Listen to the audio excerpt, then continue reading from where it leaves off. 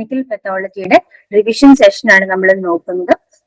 ഒരു അറൌണ്ട് ഒരു 50 ക്വസ്റ്റ്യൻസ് നമ്മൾ ഇന്നത്തെ സെഷനിൽ നോക്കാനാണ് ഉദ്ദേശിക്കുന്നത്. അതിൽ മെജോറിറ്റി ക്വസ്റ്റ്യൻസും നമുക്ക് അറിയാവുന്നത് നമ്മൾ പഠിച്ച കാര്യങ്ങൾ തന്നെയാണ്. അല്ലാതെ ചില ക്വസ്റ്റ്യൻസ് ഉണ്ട്, ഇപ്പൊ കണ്ടപ്പോൾ നല്ല ക്വസ്റ്റ്യൻ ആയിട്ട് തോന്നി, അത് നമ്മുടെ ടെക്സ്റ്റ് ബുക്കിൽ ഇല്ലെങ്കിൽ പോലും അത് ചോദിച്ചേക്കാം എന്നുള്ള രീതിയിലുള്ള ക്വസ്റ്റ്യൻസും കൂടെ ആഡ് ചെയ്തിട്ടുണ്ട്. RBC in urine is seen in. RBC in urine is seen in. ആർക്കെങ്കിലും ഗസ് ചെയ്യാൻ പറ്റുമോ? നമ്മൾ ഡയറക്റ്റ് ആയിട്ട് പഠിച്ചിട്ടില്ല, എന്നാലും ആർക്കെങ്കിലും ഗസ് ചെയ്യാൻ പറ്റുമോ? ഓപ്ഷൻസ് കൂടി വായിച്ചേക്കാം. RBC in urine is seen in albuminuria, glycosuria, presence of renal stone, all the above.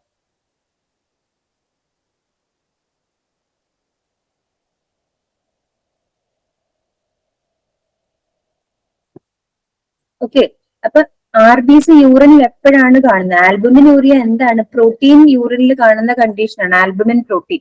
ഗ്ലൈക്കോസ്യൂറിയ എന്താണ്? ഗ്ലൂക്കോസ് യൂറിനിൽ കാണുന്ന കണ്ടീഷൻ. ഇനി presence of renal stone, kidney stone എന്താണ്?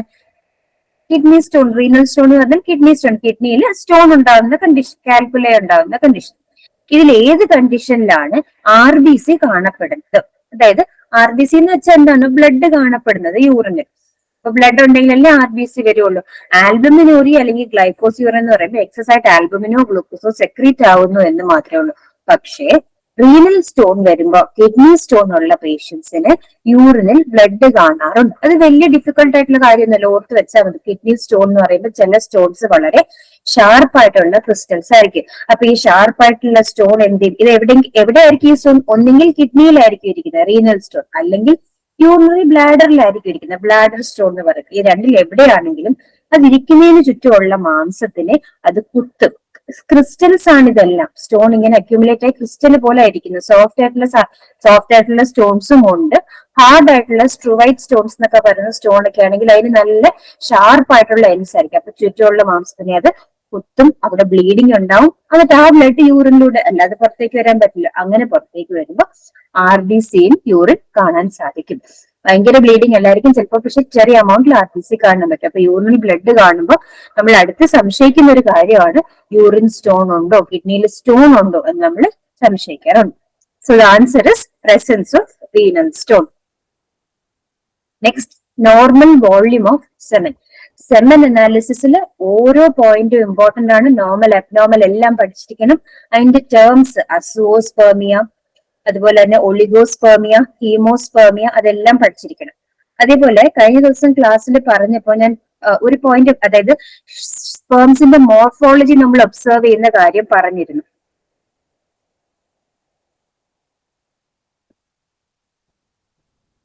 മോർഫോളജി പറയുന്നത് സ്പേമിന്റെ ഷേപ്പും സൈസും ഒക്കെ നമ്മൾ നോക്കുകയാണ്. മോട്ടിലിറ്റിയുടെ ബേസിൽ ആക്റ്റീവ് മൂവ്മെന്റ്, സ്ലഗിഷ് മൂവ്മെന്റ് എന്ന് പറയും. കൗണ്ടിന്റെ ബേസിലാണ് നമ്മൾ കൗണ്ട് കുറവാണെങ്കിൽ ഒളിഗോസ്പെർമിയ, ഒട്ടുമില്ലെങ്കിൽ അസുവോസ്പെർമിയ, ഇനി ഉള്ളതാണെങ്കിൽ അത് ഡെഡ് ആണെങ്കിൽ നമ്മൾ നെക്രോസോസ്പെർമിയ എന്നൊക്കെ പറയും. അതുപോലെ സ്പേം മോർഫോളജി ഒബ്സർവ് ചെയ്യും നമ്മൾ. സ്പേം മോർഫോളജി അസസ് ചെയ്തിട്ട് നമ്മൾ സ്പേമിന് നോർമൽ ആയിട്ടുള്ള ഷേപ്പും സൈസും ഒക്കെ ഉണ്ടോ, ഹെഡ്, നെക്ക്, മിഡിൽ പീസ്, ടെയിലൊക്കെ ഉണ്ടോ എന്ന് നോക്കും. ഈ തരത്തിൽ ഇപ്പൊ നമ്മൾ നോക്കുമ്പോൾ ചില സ്പേംസിന് അബ്നോർമൽ ഷേപ്പ് ആയിരിക്കും. ഈ കാണുന്ന അല്ലാതെ എല്ലാം അബ്നോർമൽ ഷേപ്പ് ആണ്. അങ്ങനെ അബ്നോർമൽ ഷേപ്പ് ഉള്ള സ്പേംസിന് നമ്മൾ പറയുന്ന ഒരു കണ്ടീഷനാണ് ടെററ്റോസുവോസ്പെർമിയ. ടെറാറ്റോസുവോസ്പെർമിയ. ഞാനതിവിടെ ടൈപ്പ് ചെയ്തേക്കാം, അപ്പൊ പിന്നീട് നിങ്ങൾ എഴുതിയെടുത്താൽ മതി. ടെറാറ്റോസുവോസ്പെർമിയ. ടെറാറ്റോസുവോസ്പെർമിയ എന്ന് വെച്ചാൽ അബ്നോർമൽ ഷേപ്പ് ആണ്, നോർമൽ അല്ലാതെ അബ്നോർമൽ ഷേപ്പിൽ സ്പേം കാണുന്ന ഒരു കണ്ടീഷനാണ്. ചിലപ്പോൾ ഇത് ഡയറക്റ്റ് ആയിട്ട് നമുക്ക് ടെററ്റോസുവോസ്പെർമിയ എന്താണെന്ന് ചോദിക്കില്ല.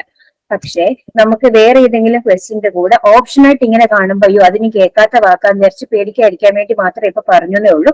സ്പേമിന്റെ ക്വസ്റ്റ്യൻ ഇതല്ല. നമ്മുടെ ക്വസ്റ്റ്യൻ എന്താണ്? നോർമൽ വോള്യൂം ഓഫ് സെമൻ എത്രയാണ്? Option A 2 to 5 ml, option B 1 to 2 ml, option C 500 to 1500 ml, option D 6 to 8 ml. Answer അറിയാമെങ്കിൽ അൺമ്യൂട്ട് ചെയ്ത് പറഞ്ഞോളൂ. ആർക്കെങ്കിലും അറിയാമെങ്കിൽ അൺമ്യൂട്ട് ചെയ്ത് പറഞ്ഞു. ഞാൻ ഒരാളെ ആയിട്ട് പോയിന്റ് ചെയ്തൊന്നും ചോദിക്കുന്നില്ല. ആർക്കെങ്കിലും അറിയാമെങ്കിൽ അൺമ്യൂട്ട് ചെയ്ത് ആൻസർ പറഞ്ഞു.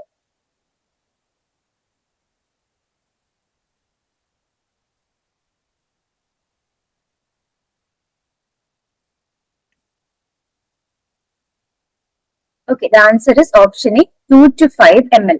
ഇത് ഏറ്റവും കറക്റ്റ് ആയിട്ടുള്ള ഓപ്ഷൻ എടുക്കുക കേട്ടോ. നമ്മൾ പറയുമ്പോൾ അപ് ടു 1.5 to 5 ml എന്ന് പറയുമെങ്കിലും ഇവിടെ കാണുന്നതിൽ ഏറ്റവും correct option നോക്കിയെടുക്കുക.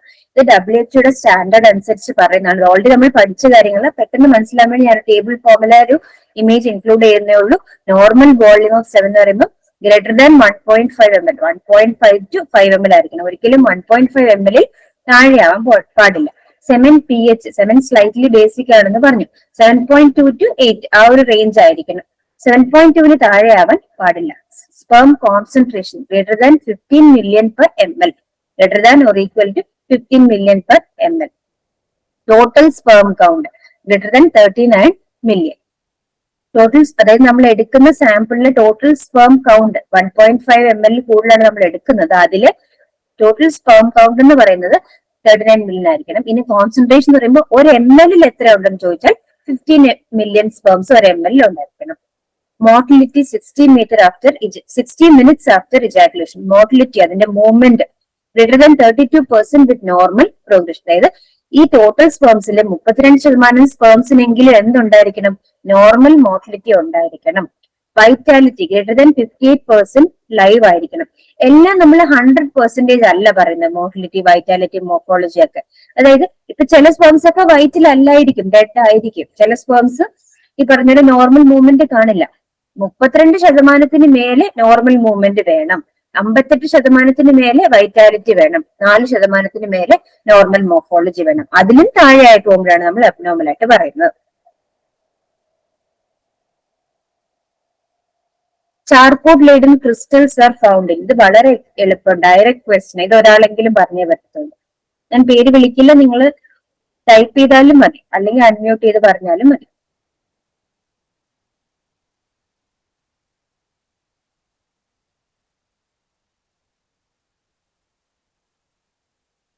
Option A bronchial asthma, option B tuberculosis, option C gangrene, option D haemorrhage in lungs. Charcoal lading crystals first of all എവിടെയാ കാണുന്നത്? നമ്മൾ സ്പ്യൂട്ടം എക്സാമിനേഷൻ ചെയ്യുമ്പോഴാണ് കാണുന്നത്. അത് ഏത് കണ്ടീഷനിലാണ് കാണുന്നത്? Bronchial asthma. നമ്മൾ ആകെ 2 ക്രിസ്റ്റൽസേ പഠിച്ചുള്ളൂ. ഒന്ന് ക്രഷ്മാൻ സ്പൈറലും, 2 ചാർക്കോൾ ലേഡിംഗ് ക്രിസ്റ്റലും. രണ്ടും കാണുന്നത് ബ്രോങ്കിയൽ ആസ്മയിലാണെന്ന് ഓർത്തു വെക്കാൻ പറഞ്ഞിരുന്നു. Okay, so the answer is bronchial asthma. Next, the synthesis of urea occurs in. Option A kidney, option B liver, option C muscle, option D brain. നമ്മളിത് കേൾക്കുമ്പോൾ തന്നെ നമുക്കറിയാം മസിലും ബ്രെയിനും അല്ല, നമ്മൾ അങ്ങ് മാറ്റിക്കളയും. പിന്നെ കിഡ്നി ആണോ ലിവർ ആണോ? യൂറിയ അല്ലേ? യൂറിൻ അല്ലേ? യൂറിനിലാണല്ലോ യൂറിയ ഉള്ളത്. യൂറിൻ വരുന്നത് കിഡ്നിയിൽ നിന്നല്ലേ ഫിൽട്ടർ ചെയ്ത് വരുന്നത്. അപ്പൊ കിഡ്നി ആയിരിക്കും എന്ന് എഴുതാം. പക്ഷേ the correct answer is liver. Urea is synthesised in the liver. Okay, one word questions ആണ്. Normal colour of urine is given by. Normal colour of urine എന്താണെന്നല്ല ചോദിച്ചിരിക്കുന്നത്. Normal colour of urine is എന്ന് ചോദിച്ചാൽ നമുക്ക് പറയാം normal colour of urine is straw coloured, ഒരു light yellow അല്ലെങ്കിൽ straw colour എന്ന് പറയുന്നത്. Normal colour of urine is given by. ആരാണ് യൂറിന് നോർമൽ കളർ കൊടുക്കുന്നത്? Urochrome. Very good, very good. The answer is urochrome. അടുത്തത് അതിന്റെ ആൻസർ കണ്ടു എന്ന് തോന്നുന്നു. എന്തായാലും ഞാൻ ചോദിക്കാം. Milky colour to urine often refer to as. യൂറിന്റെ മിൽക്കി കളർ വരുന്ന കണ്ടീഷൻ ഏതാണ്?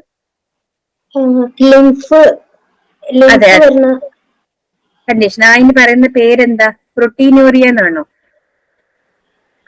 അല്ല, ലിംഫ് എന്നത് പ്രോട്ടീൻ അല്ലല്ലോ. പിന്നെ ഗ്ലൈക്കോസ്യൂറിയ ആണോ? അതെ, ഗ്ലൈക്കോസ്യൂറിയ ആണോ? ഗ്ലൈക്കോസ് അല്ല, കൈലൂറിയ അങ്ങനെ ഒരു പേരില്ലേ? അതെ, കൈലൂറിയ. കൈലെന്ന വാക്കിന്റെ അർത്ഥം ലിംഫ് എന്നാണ്. അപ്പൊ ലിംഫ് യൂറിനിലൂടെ വരുന്ന കണ്ടീഷൻ കൈലൂറിയ. Very good. അടുത്തത് yellow brown colour of urine indicates. Yellow brown colour of urine, അതായത് അത് ബിലിറുബിന്റെ, അത് അത്ര ക്ലിയർ അല്ല ആ ക്വസ്റ്റ്യൻ. യൂറിൻ ഒരു യെല്ലോ ബ്രൗൺ, നോർമലായിട്ട് യെല്ലോ കളർ തന്നെയാണ്. ഒരു യെല്ലോ ബ്രൗൺ കളർ വരുന്നത് ബിലിറുബിനാണ്. ക്വസ്റ്റ്യൻസ് ഒന്നുകൂടെ വായിക്കാം. വൺ വേർഡ് ക്വസ്റ്റ്യൻസ് ആണ്. Normal colour of urine is given by urochrome. Milky colour to urine is referred to as കൈലൂറിയ.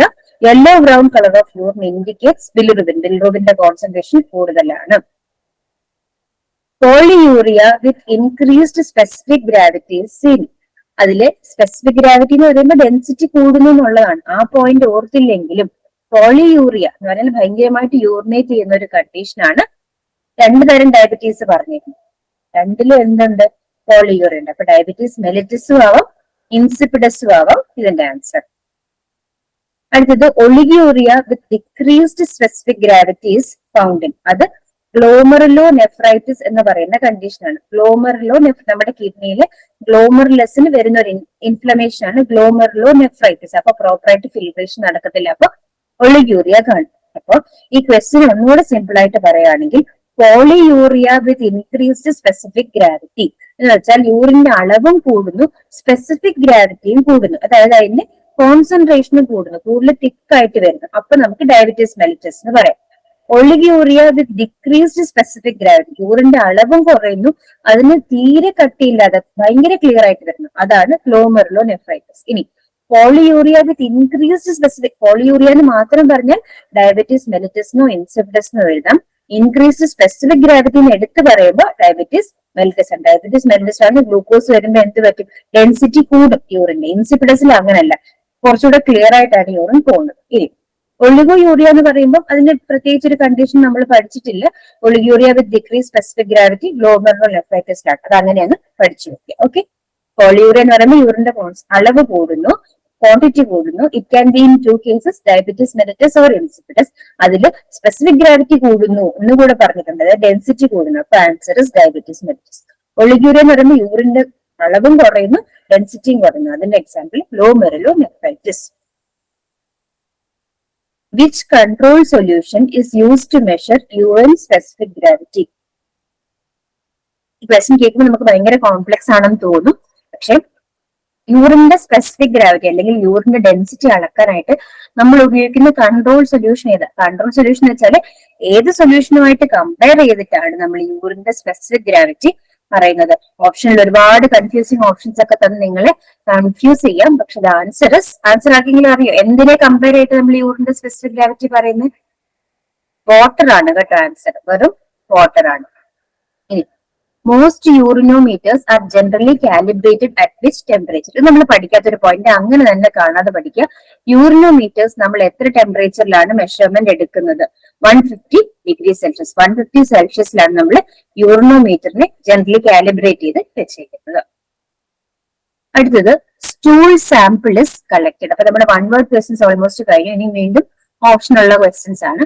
Stool sample is collected, അതായത് on fasting പേഷ്യന്റിനോട് നമ്മൾ ആഹാരം കഴിക്കാതെ വരൂ, തലേന്നൊന്നും കഴിക്കാതെ വരൂ, എന്നിട്ട് സ്റ്റൂൾ സാമ്പിൾ കളക്ട് ചെയ്യാൻ പറയൂ, അതോ രാത്രിയിലെ സ്റ്റൂൾ സാമ്പിൾ കൊണ്ടുവരാൻ പറയൂ, അതോ ഏർലി മോർണിംഗ് സ്റ്റൂൾ സാമ്പിൾ കൊണ്ടുവരാൻ പറയൂ, അതോ റാൻഡം എപ്പോഴാണ് നമുക്ക് ടെസ്റ്റ് ചെയ്യുന്നത്, എപ്പോഴാന്ന് വെച്ചാൽ സ്റ്റൂൾ പാസ് ചെയ്യുമ്പോൾ സാമ്പിൾ കൊണ്ടുവരാൻ പറയും. ഇതിൽ ഏതാണ് നമ്മൾ സ്റ്റൂൾ സാമ്പിളിന് പ്രിഫർ ചെയ്യുന്നത്?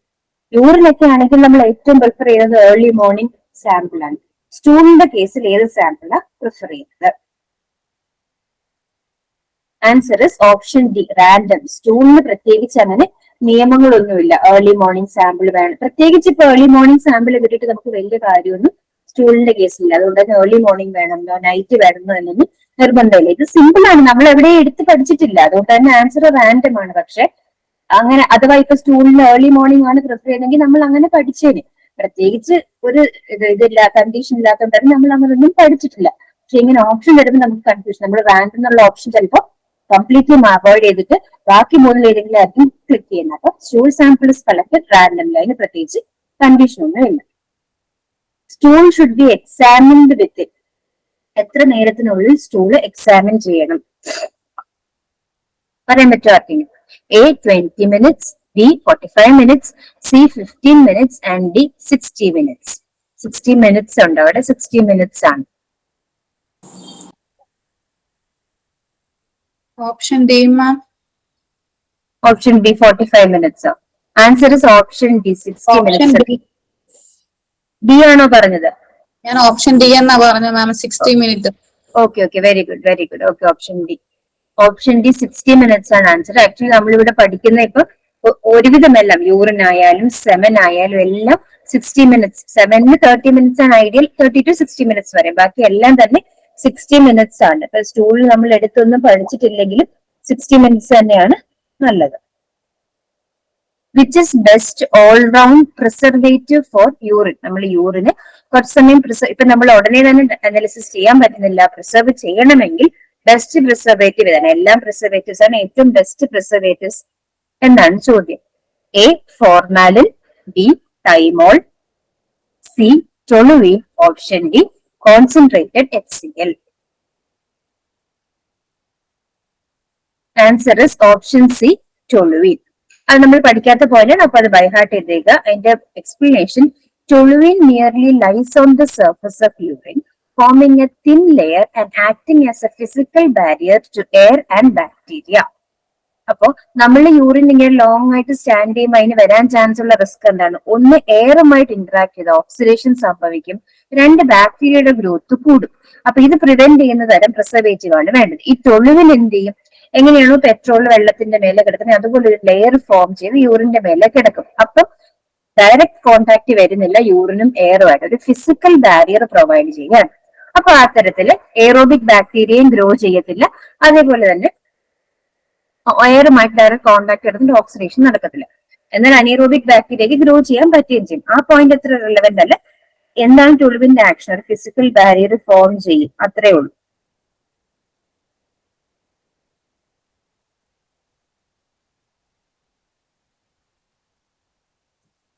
A sample of urine was cloudy. On centrifugation, the cloudiness does not disappear. It is due to നമ്മളിവിടെ റിയേജന്റ് ഒന്നും ആഡ് ചെയ്തില്ലേ, റിയേജന്റ് ആഡ് ചെയ്യാത്ത കണ്ടീഷനാണ് പറയുന്നത്. ഒരു സാമ്പിൾ ഓഫ് യൂറിൻ കളക്ട് ചെയ്തപ്പോൾ അതിനൊരു ക്ലൗഡി അപ്പിയറൻസ് ഉണ്ട്. നമ്മളൊന്ന് സെൻട്രിഫ്യൂജ് ചെയ്ത് നോക്കി, എന്നിട്ടും മാറുന്നില്ല. അപ്പൊ എന്തായിരിക്കും, എന്തുകൊണ്ടായിരിക്കും ഈ ക്ലൗഡിനെസ്? ക്ലൗഡിനെസ് വെച്ചാൽ കറക്റ്റ് ഒരു വെള്ള കളർ ഇങ്ങനെ പാട കെട്ടിക്കിടക്കുന്ന പോലെ നമുക്ക് കാണാം, മേഘങ്ങൾ പോലെ കാണാം യൂറിന്റെ അകത്ത്. എന്താണ് reason? Option A bacteria, option B pus cells, option C fat, option D chyle. ഇപ്പൊ എല്ലാത്തിനും ഈ പറഞ്ഞേക്കുന്ന ഓപ്ഷനിൽ എല്ലാം ഇപ്പൊ ഫാറ്റ് ആയാലും അതൊരു വൈറ്റിഷ് കളറാണ്, തൈൽ അല്ലെങ്കിൽ ലിംഫ് ആയാലും വൈറ്റിഷ് കളറാണ്, പസ് ആയാലും ഏർലി സ്റ്റേജിലൊക്കെ തന്നെ ഒരു വൈറ്റിഷ് കളറൊക്കെ വരും. അപ്പൊ കളർ വെച്ച് നമുക്ക് അത്രത്തോളം ഐഡന്റിഫൈ ചെയ്യാൻ പറ്റില്ല, അത് പഠിച്ചിരിക്കുക. അത് answer is option A bacteria. ബാക്ടീരിയയുടെ ഗ്രോത്ത് കൂടുമ്പോഴാണ് യൂറിൻ ഒരു ക്ലൗഡി അപ്പിയറൻസ് വരുന്നത്. Cloudy or milky urine is a sign of urinary tract infection, which may also cause a bad smell. Milky urine may also be caused by bacteria, crystals, fat, white or red blood cells, mucus in urine. ആദ്യമേ രണ്ടാമത്തെ point വായിച്ച്.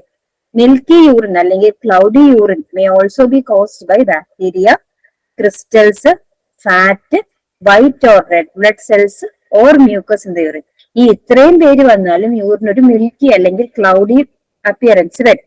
അതിനാണ് എന്ത് ചെയ്തത് ക്വസ്റ്റ്യനില്? Centrifuge ചെയ്ത്. Centrifuge ചെയ്യുമ്പോൾ എന്ത് പറ്റും? ഈ ഫാറ്റും ലിംഫും ഒക്കെ ആണെങ്കിൽ അതൊക്കെ അങ്ങ് ഡിസിൻറ്റഗ്രേറ്റ് ചെയ്ത് പോകും, WBC ഒക്കെ ആണെങ്കിൽ. അപ്പൊ അതങ്ങ് മാറും ആ ക്ലൗഡിനെസ്. പക്ഷെ ബാക്ടീരിയയുടെ സ്ട്രോങ് സെൽകളാണ്, അത് ഡിസിൻറ്റഗ്രേറ്റ് ചെയ്യത്തില്ല. അപ്പൊ എന്ത് പറ്റും? അങ്ങനെ തന്നെ നിൽക്കും ആ ക്ലൗഡിനെസ്. അതുകൊണ്ടാണ് does not disappear after centrifugation എന്ന് പറഞ്ഞത്. അപ്പൊ answer is bacteria.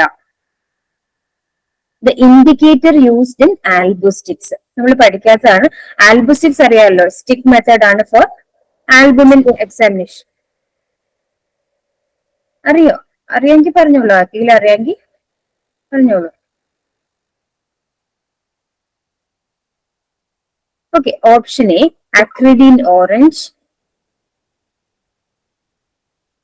Option B orthotoluidine, option C tetrabromophenol blue, option D toluidine blue.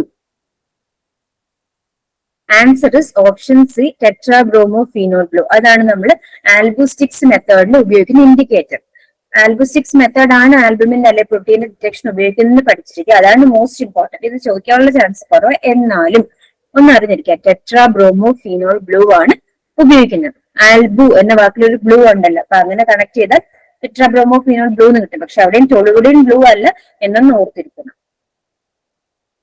Stool for ova and parasites can be fixed by collecting in. നമ്മൾ ഓവയും പാരസൈറ്റ്സിനെയൊക്കെ examine ചെയ്യുമ്പോൾ നമുക്ക് saline ടെസ്റ്റും ലൂഗോൾസൈഡിൻ ടെസ്റ്റും ഒക്കെ ഉണ്ട്, നമ്മൾ പഠിച്ചു. ഇതിൽ നമ്മൾ ഓവയും പാരസൈറ്റും, നമ്മൾ വേംസിന്റെ പാരസൈറ്റ്സിന്റെ ഓവ ഡിറ്റക്ട് ചെയ്യാനോ എഗ് ഡിറ്റക്ട് ചെയ്യാനോ അല്ലെങ്കിൽ ലൈവായിട്ട് ആ പാരസൈറ്റിനെ കാണാനോ വേണ്ടി നമ്മൾ പഠിച്ചിരിക്കുന്ന ഡയറക്റ്റ് ആയിട്ട് സ്റ്റൂൾ സാമ്പിൾ എടുക്കുക, സ്ലൈഡ് വെക്കുക, അയഡിനോ അല്ലെങ്കിൽ സലൈൻ എന്താ വെച്ചാൽ ആഡ് ചെയ്യുക, ഒബ്സർവ് ചെയ്യുക. പക്ഷെ അതിനെ ഫിക്സ് ചെയ്യാൻ നമ്മൾ ഉപയോഗിക്കുന്ന ഒരു ഏജന്റ് ഉണ്ട്. അത് ഏതാണ്? Option A water, option B alcohol, option C formalin, option D acetic acid. Answer is option C formalin. അപ്പൊ നമ്മൾ ഇപ്പൊ തന്നെ കുറെ ഫെമിലിയർ അല്ലാത്ത പോയിന്റ്സ് പഠിച്ചു. അപ്പൊ ഈ ക്ലാസ് കഴിഞ്ഞിട്ട് എന്ത് ചെയ്യണം? ഈ പുതിയ പുതിയ വാക്കുകൾ മാത്രം സെപ്പറേറ്റ് ആയിട്ട് ടേബിൾ പോലെ ആക്കണം. ഫോർമാലിൻ ആണെങ്കിൽ സ്റ്റൂൾ ഫോർ ഓവർ ഡിറ്റക്ട് ചെയ്യാൻ വേണ്ടിയിട്ട്, ടെട്രാബ്രോമോഫിനോൾ ബ്ലൂ ഇൻഡിക്കേറ്റർ ആൻഡ് ആൽബുസ്റ്റിക്സ്. അതേപോലെ ഇനി നമ്മൾ പഠിക്കും ഒരു ഹൈഡ്രജൻ പെറോക്സൈഡിന്റെ കാര്യമൊക്കെ പഠിക്കാനുണ്ട്. അതേപോലെ ടൊളുവിനാണെങ്കിൽ യൂറിനിൽ ഉപയോഗിക്കുന്ന പ്രിസർവേറ്റീവ്. അങ്ങനെ നമ്മൾ പുതിയതായിട്ട് പഠിക്കുന്ന വാക്കുകളെല്ലാം കുറച്ചുകൂടി സിംപ്ലിഫൈ ചെയ്ത് ഒരു ടേബിളിൽ എഴുതി വെക്കുക. ഈ പറഞ്ഞൊന്നും നമ്മൾ നോട്ടിൽ ഇല്ലെന്ന് അറിയാം. നല്ല ക്വസ്റ്റ്യൻസ് കണ്ടപ്പോൾ ഡീപ്പായിട്ട് ചോദിക്കുന്ന ക്വസ്റ്റ്യൻ പേപ്പർ ആണെങ്കിൽ ചിലപ്പോൾ അവർ ഇതൊക്കെ ചോദിച്ചേക്കാം. അതുകൊണ്ട് മാത്രം പറയുന്നതാണ്. ഇവിടെ പഠിക്കുന്ന ഓരോ പുതിയ പോയിന്റിനും സെക്കൻഡറി ഇമ്പോർട്ടൻസ് കൊടുത്താൽ മതി. പ്രൈമറി ഇമ്പോർട്ടൻസ് നമ്മൾ ഓരോ ക്ലാസ് എടുത്തപ്പോഴും ഹൈലൈറ്റ് ചെയ്ത് പറഞ്ഞിട്ടുള്ള പോയിന്റ്സ് ഉണ്ട്. റെഡ് കളറിലൊക്കെ ഹൈലൈറ്റ് ചെയ്ത് പറഞ്ഞിരിക്കുന്ന പോയിന്റ്സ് അത് തന്നെ ഇതുപോലെയൊക്കെ. ഇത് തന്നെയാണ് ഏറ്റവും പ്രൈമറി ഇമ്പോർട്ടൻസ്. സെക്കൻഡറി ഇമ്പോർട്ടൻസ് കൊടുത്താൽ മതി ഇവിടെ പഠിക്കുന്ന പുതിയ പോയിന്റ്. എന്നാലും പഠിക്കാതെ ഇരിക്കരുത്. Pasty stools are due to high fat content seen in. സ്റ്റൂളിൽ ഒരു നോർമൽ ടെക്സ്ചർ ഉണ്ട്. അത് ഒരുപാട് അങ്ങ് ലൂസും ആവരുത്, ഒരുപാട് ഹാർഡ് ആവരുത്. അതുപോലെ പേസ്റ്റ് പോലെ ശരിക്കും നമ്മൾ ഒരു ഒരു പാക്കറ്റ് പേസ്റ്റ് അങ്ങോട്ട് പൊട്ടിച്ചു കഴിഞ്ഞാൽ അത് എങ്ങനെയായിരിക്കും വരിക? അതുപോലെ, അതായത് പേസ്റ്റിന്റെ ഒരു കൺസിസ്റ്റൻസിയിലാണ് സ്റ്റൂള് വരുന്നതെങ്കിൽ അത് ഏത് കണ്ടീഷൻ? അത് കാണുമ്പോൾ തന്നെ നമുക്ക് പറയാൻ പറ്റും ഈ കണ്ടീഷനാണ്. പേസ്റ്റ് പോലെ ഇരിക്കും അതിന്റെ കൺസിസ്റ്റൻസി. ഏതാണ്? Option A coeliac disease, option B appendicitis, option C viral infection, option D sepsis. ഓരോന്നും സെപ്സിസ് എന്താണെന്ന് അറിയാം. നമ്മുടെ ബോഡിയിൽ ഫുൾ ഇൻഫെക്ഷൻ, ബ്ലഡിൽ ഇൻഫെക്ഷൻ ഉണ്ടാകുന്ന കണ്ടീഷനാണ് സെപ്സിസ്. വൈറൽ ഇൻഫെക്ഷൻ അറിയാം, അപ്പൻഡിസൈറ്റിസ് അറിയാം. അപ്പൻഡിസൈറ്റിസ് അറിയാമല്ലോ. എന്താണ് answer? Answer is option A coeliac disease. അതിനെ പറ്റിയ ഒരു explanation. Celiac disease is an illness caused by an immune reaction to eating gluten. അപ്പൊ ആദ്യത്തെ പോയിന്റ് എന്താണ്? അതൊരു അലർജിക് റെസ്പോൺസ് ആണ്. എന്തിനോടുള്ള അലർജിയാണ്? ഗ്ലൂട്ടനോടുള്ള അലർജിയാണ്. ഇനിയിപ്പോ ആരാണ് ഈ gluten? Gluten is a protein found in foods containing wheat, barley or rye. Wheat, barley പോലത്തെ ഗോതമ്പൊക്കെ കഴിക്കുമ്പോൾ അതിനകത്തുള്ള ഒരു പ്രോട്ടീൻ ആണ് gluten. If you have celiac disease, eating gluten triggers an immune response to the gluten protein in your small intestine. അപ്പൊ നമ്മുടെ immune system എന്ത് ചെയ്യും? ഈ ഗ്ലൂട്ടൻ അകത്തേക്ക് ചെല്ലുമ്പോഴത്തേക്കും അങ്ങ് ആക്റ്റീവ് ആകും. എന്നിട്ട് അലർജിക് റെസ്പോൺസ് കാണിക്കാൻ തുടങ്ങും. Over time this reaction damages your small intestines lining and prevents it from absorbing nutrients, a condition called malabsorption. നോർമലായിട്ട് നമ്മുടെ ബോഡിയിൽ എന്തെങ്കിലും ഒരു ഫോറിൻ ബോഡി കയറുമ്പോൾ അതിനെ എടുത്ത് പുറത്ത് കളയണം, അതിനെ ഡിസ്ട്രോയ് ചെയ്യണം. ഇതാണ് നമ്മുടെ സെൽസിന്റെ ജോലി. പക്ഷെ അലർജി എന്ന് പറയുമ്പോൾ എന്തായിരിക്കും? നോർമൽ ആയിട്ടുള്ള ഒരു സാധനം വരുമ്പോൾ തന്നെ അതിനോട് ഭയങ്കര ഹൈറ്റൻഡ് ആയിട്ടുള്ള റെസ്പോൺസ് കാണിക്കുക. അപ്പൊ ഇവിടെ നോർമലായിട്ട് ബാക്കി എല്ലാവരുടെയും ശരീരത്തിൽ ഈ വീറ്റിന്റെ പ്രോട്ടീൻ ഡൈജസ്റ്റ് ആകും. ഇവരുടെ ബോഡിയിൽ എന്ത് പറ്റും? ഈ പ്രോട്ടീൻ അങ്ങോട്ട് ചെല്ലുമ്പോൾ ഇൻറ്റസ്റ്റൈനിൽ ഭയങ്കരമായിട്ടുള്ള ഇറിറ്റേഷനും ഒക്കെ ഉണ്ടാവും. ആ ഇറിറ്റേഷൻ കാരണം ഇൻറ്റസ്റ്റൈനിന്റെ ഇന്നർ മെംബ്രെയിൻ ഒക്കെ കുറച്ച് നാൾ കഴിയുമ്പോൾ നഷ്ടപ്പെട്ടു പോകും. ഇൻറ്റസ്റ്റൈനിന്റെ മെംബ്രെയിന്റെ ഫംഗ്ഷൻ എന്താ? അബ്സോർപ്ഷൻ. അപ്പൊ ആ മെംബ്രെയിൻ നഷ്ടപ്പെടുമ്പോൾ ക്രമേണ ഗ്ലൂട്ടന് നല്ല ഒന്നും അബ്സോർബ് ചെയ്യാൻ പറ്റാതെ വരും. ആ കണ്ടീഷൻ എന്ന് പറയും മാൽ അബ്സോർപ്ഷൻ എന്ന് പറയും. The intestinal damage often causes symptoms such as diarrhea, fatigue, weight loss, bloating or anemia. അങ്ങനത്തെ ആളുകൾക്ക് കാണുന്ന സിംറ്റം ആണ് diarrhoea, fatigue, weight loss, anaemia. It can also lead to serious complication if not managed. In children, malabsorption can affect growth and development in addition to gastrointestinal symptoms. അപ്പൊ ഇതൊക്കെയാണ് coeliac ഡിസീസിനെ പറ്റി നമ്മൾ പറഞ്ഞ points. Coeliac disease എന്താണെന്നൊന്നും ഒരിക്കലും ചോദിക്കില്ല, നമ്മുടെ സിലബസിൽ വരുന്ന കാര്യമേ അല്ല. പക്ഷെ ഇവിടെ ആൻസർ സീലിയാക് ഡിസീസ് ആയിട്ട് അത് കാണാതെ പഠിക്കുന്നതിന് പകരം മനസ്സിലാക്കാൻ വേണ്ടി പറഞ്ഞതാണ്. സീലിയാക് ഡിസീസ് എന്ന് പറഞ്ഞു കഴിഞ്ഞാല് ഈ ഗ്ലൂട്ടൻ എന്ന് പറയുന്ന പ്രോട്ടീനോട് ഉണ്ടാവുന്ന ഒരു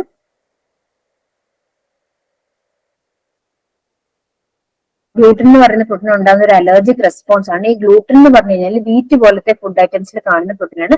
അതിനോട് നമ്മുടെ ബോഡി അലർജിക് റെസ്പോൺസ് ചെയ്തിട്ട് പിന്നെ ക്രമേണ എന്ത് പറ്റും, ഒന്നിനും ഡൈജസ്റ്റ് ആവാൻ പറ്റാത്തൊരു കണ്ടീഷൻ വരും. അങ്ങനെയാണ് ഈ സീലിയാക് ഡിസീസ് പ്രോഗ്രസ് ആയി പോകുന്നത്. അപ്പൊ ആ ഡിസീസ് ഉള്ള ആൾക്കാര് സ്റ്റൂൾസ് പാസ് ചെയ്യുമ്പോൾ അവർക്ക് ആദ്യമൊക്കെ ഡയറിയ ആയിരിക്കും, ക്രമേണ നമുക്ക് ഇങ്ങനെ സ്റ്റിക്കി ആയിട്ടുള്ള സ്റ്റൂൾസ് കാണാം, പേസ്റ്റ് പോലത്തെ സ്റ്റൂൾസ് കാണും. ഇവിടെ പറഞ്ഞ അപ്പൻഡിസൈറ്റിസിലോ വൈറൽ ഇൻഫെക്ഷനിലോ സെപ്സിസിലോ ഒന്നും ഇങ്ങനെ കാണുന്നില്ല. ഇനി ഇത് കൂടാതെ ഒരാളുടെ ബോഡിയിൽ ഫാറ്റ് കണ്ടന്റ് ഭയങ്കരമായിട്ട് കൂടുതൽ, അവരുടെ ഡയറ്റിൽ ഒരുപാട് ഫാറ്റ് കണ്ടന്റ് ഉണ്ടെങ്കിലും നമുക്ക് എന്ത് കാണാം, ഹൈ എന്താ പറയാ പേസ്റ്റി സ്റ്റൂൾസ് കാണാം. അതേപോലെ തന്നെ ക്രോൺസ് ഡിസീസ് എന്ന് പറയുന്ന ഒരു കണ്ടീഷൻ ഉണ്ട്. ആ ഡിസീസിലും നമുക്ക് എന്ത് കാണാം, പേസ്റ്റി സ്റ്റൂൾസ് കാണാം. പേസ്റ്റി സ്റ്റൂൾസ് പറഞ്ഞാൽ പേസ്റ്റ് പോലെ ഇരിക്കുന്ന സ്റ്റൂളാണ്. അതെന്തുകൊണ്ട് അങ്ങനെ വരാൻ കാരണം, ഹൈ ഫാറ്റ് കണ്ടന്റ്, സ്റ്റൂളിനകത്ത് ഫാറ്റ് കണ്ടന്റ് കൂടുമ്പോഴാണ് വരുന്നത്. ഈ തന്നിരിക്കുന്ന ഓപ്ഷൻസിൽ ഏത് കണ്ടീഷനിലാണ് ഫാറ്റ് കണ്ടന്റ് കൂടുന്നത്? ഒരു അപ്പൻഡിസൈറ്റിസ് വന്നുകൊണ്ടോ വൈറൽ ഇൻഫെക്ഷൻ വന്നുകൊണ്ടോ സെപ്സിസ് വന്നുകൊണ്ടോ ഒന്നും സ്റ്റൂളിനകത്ത് ഫാറ്റ് കണ്ടന്റ് കൂടത്തില്ല. പക്ഷെ സീലിയാക് ഡിസീസിൽ ഫാറ്റ് കണ്ടന്റ് കൂടും. എന്തുകൊണ്ടാ? ആദ്യമേ ഗ്ലൂട്ടനോടുള്ള അലർജി ആയിട്ടാണ് തുടങ്ങുന്നത്. അങ്ങനെ ഇൻഡസ്റ്റൈന്റെ വാൾസിനെ ഇറിറ്റേറ്റ് ചെയ്ത ലൈനിങ്ങിനെ നശിപ്പിക്കും. പിന്നെ ഒന്നിനെയും അബ്സോർബ് ചെയ്യാൻ പറ്റാത്ത മാൽ അബ്സോർപ്ഷൻ എന്ന് പറയുന്ന കണ്ടീഷൻ വരും. അപ്പൊ ഫാറ്റ് ഒന്നും ഡൈജസ്റ്റ് ആവാതെ ഉള്ള ഫാറ്റ് മുഴുവൻ ആ ഫിസിക്കൽ മാറ്ററിലൂടെ പുറത്തേക്ക് വരുമ്പോൾ ഈ പേസ്റ്റ് പോലത്തെ കൺസിസ്റ്റൻസി ആയിരിക്കും. ഇത് കൂടാതെ ജനറലായിട്ട് ഡയറ്റിൽ ഫാറ്റ് കൂടുതലാണെങ്കിലും പേസ്റ്റ് പോലത്തെ കൺസിസ്റ്റൻസി ആയിരിക്കും. അതേപോലെ ക്രോൺസ് ഡിസീസ്, CROHN', ക്രോൺസ് ഡിസീസിൽ ഇതുപോലെ പേസ്റ്റി സ്റ്റൂൾസ് കാണാൻ പറ്റും. അപ്പൊ നമുക്ക് ഇവിടെ സീലിയാക് ഡിസീസ് എന്ന ഓപ്ഷൻ മാറ്റിയിട്ട് high fat content in diet എന്ന് പറഞ്ഞാൽ ആ ഓപ്ഷൻ ആയിരിക്കും ശരി. അതേസമയം സീലിയാക് ഡിസീസ് എന്ന ഓപ്ഷൻ മാറ്റിയിട്ട് ക്രോൺസ് ഡിസീസ് എന്ന് പറഞ്ഞാൽ അതും റൈറ്റ് ആൻസർ ആണ്. ഇനി ഈ ക്വസ്റ്റിനെ തന്നെ മോഡിഫൈ വേറെ രീതി ചോദിക്കാം. Pasty stools are due to option A high fat content, option B high protein content, option C വേറെ എന്തെങ്കിലും, ഓപ്ഷൻ ഡി ഈ പറഞ്ഞ പോലെ വൈറൽ ഇൻഫെക്ഷൻ, അങ്ങനെ എന്തെങ്കിലുമൊക്കെ തന്നാല് പേസ്റ്റി സ്റ്റൂൾസ് തരാനുള്ള കാരണം ഹൈ ഫാറ്റ് ആണ്. അതുകൂടെ മനസ്സിലാക്കിയിട്ട്, അല്ലാതെ ഈ പറഞ്ഞ ഡെഫിനേഷൻ ഒന്നും ഇതിനകത്ത് പറഞ്ഞ ഒരു ലൈൻ പോലും കാണാതെ പഠിക്കേണ്ട കാര്യമില്ല, നമ്മുടെ സിലബസായിട്ട് ബന്ധപ്പെട്ടതല്ല. പക്ഷെ എന്താണെന്ന് അറിഞ്ഞിരിക്കാൻ വേണ്ടി മാത്രം പറഞ്ഞതാണ്. Tests for occult blood are based upon the reagent is oxidized by. ചോദ്യം ഒക്കൾട്ട് ബ്ലഡ് ടെസ്റ്റ്, നമുക്ക് നേക്കഡ് ആയി കൊണ്ട് വിസിബിൾ അല്ലാത്ത ബ്ലഡ് ആണ് ഒക്കൾട്ട് ബ്ലഡ്. അതിന്റെ ഒക്കൾട്ട് ബ്ലഡ് ടെസ്റ്റിൽ നമ്മൾ ഉപയോഗിക്കുന്ന റിയേജന്റിനെ ഓക്സിഡൈസ് ചെയ്യുന്നത് ആരാണ്? Option A sodium, option B hydrogen peroxide, option C calcium, option D potassium. Answer is option B hydrogen peroxide.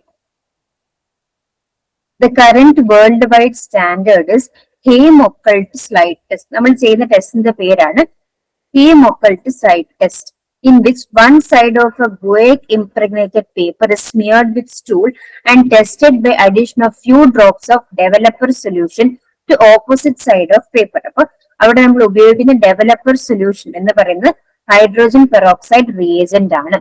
In screening program, patient recovers stool from toilet bowl using, അതൊന്നും important ആയിട്ടുള്ള കാര്യമല്ല, ഒന്നുമില്ല. ഈ occult ബ്ലഡിനുള്ള ടെസ്റ്റിന്റെ പേര് haem occult slide test ആണ്.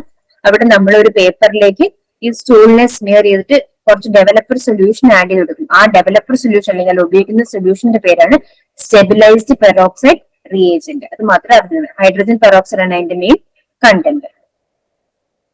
Most commonly used reagent in occult blood test. ഇതാണ് main question. നമുക്ക് നമ്മുടെ നോട്ടിലുള്ളതും ഇമ്പോർട്ടന്റ് ആയിട്ടുള്ള ക്വസ്റ്റ്യൻ ഇതാണ്. ഇത് പറയാൻ പറ്റും, ആർക്കെങ്കിലും പറയാൻ പറ്റാതിരിക്കത്തില്ല. ഈ ക്വസ്റ്റ്യൻ സെക്കൻഡറി ഇമ്പോർട്ടൻസ് കൊടുത്താൽ മതി. Option A ma'am, benzidine. Very good. Option A benzidine ആണ് ആൻസർ. ഓപ്ഷൻസ് വായിക്കാം. Option A benzidine, option B Benedict's, option C Fouchet's, option D Rothera's reagent. അപ്പൊ ഈ ബെനഡിക്സും ഫോർഷെറ്റ്സും റോത്തറാസ് ഒക്കെ കറക്റ്റ് അറിയാമെങ്കിൽ നമുക്ക് അങ്ങനെ തന്നെ എലിമിനേറ്റ് ചെയ്തിട്ട് ബെൻസിഡിൻ എഴുതാം. അല്ല ഡയറക്റ്റ് ആയിട്ട് പഠിച്ചിട്ടുണ്ടെങ്കിൽ നമുക്ക് ബെൻസിഡിൻ ടെസ്റ്റ് എന്ന് അങ്ങനെ തന്നെ എഴുതാൻ പറ്റും. ബെൻസിഡിൻ ആണ്. പിന്നെ ബെൻസിഡിനെ പറ്റി പറയുമ്പോൾ ഇപ്പൊ നമ്മൾ ഏറ്റവും കോമൺ ആയിട്ട് യൂസ് ചെയ്യുമെങ്കിലും അത്രത്തോളം റെക്കമെൻഡ് ചെയ്യുന്നില്ല. എന്തുകൊണ്ടാണ്? Because it is A carcinogen.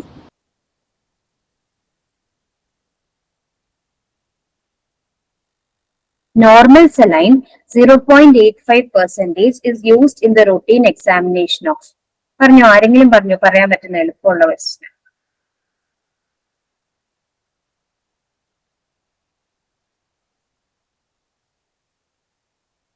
Saline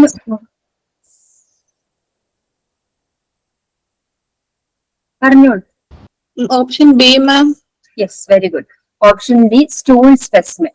okay, urine specimen, stool specimen, fluid specimen, I ഒന്നും നമ്മൾ കേട്ടിട്ട് പോലും ഇല്ല. നമുക്ക് ഡയറക്റ്റ് ആയിട്ട് അറിയാവുന്ന ആൻസറിൽ നമ്മൾ വേറെ ഒന്നും നോക്കേണ്ട കാര്യമില്ല. സ്റ്റൂൾ സ്പെസിമെനിലാണ് നോർമൽ സെലൈൻ യൂസ് ചെയ്യുന്നത്. അടുത്തത്, triple phosphate crystals are normal constituents of.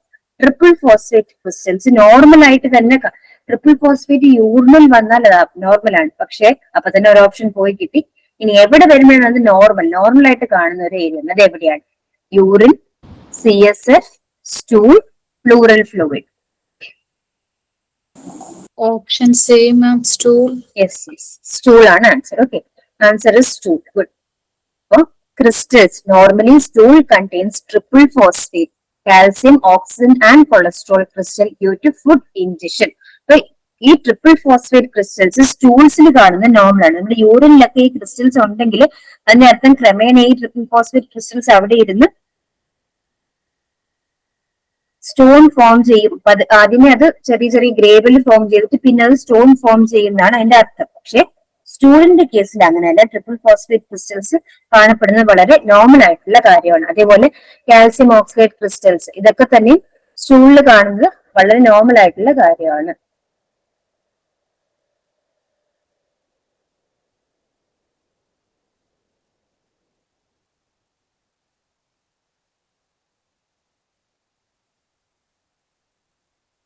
കൂടാതെ cholesterol present food injection. Okay, next, more than 5 epithelial cells in urine indicate.